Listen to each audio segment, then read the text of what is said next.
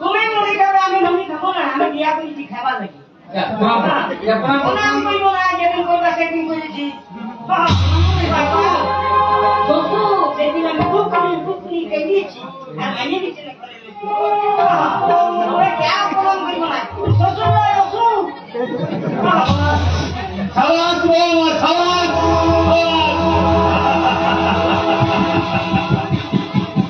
বাড়িতে যখন বৃদ্ধ বাবা মা শ্বশুর শাশুড়ি যখন বয়স হয়ে যায়, যখন খাবার ছাড়া কিচ্ছু পেটের দরকার হয় না, যখন তারা কাজকর্ম করতে পারে না, তখন তোমাদের মতো নারীর কাছে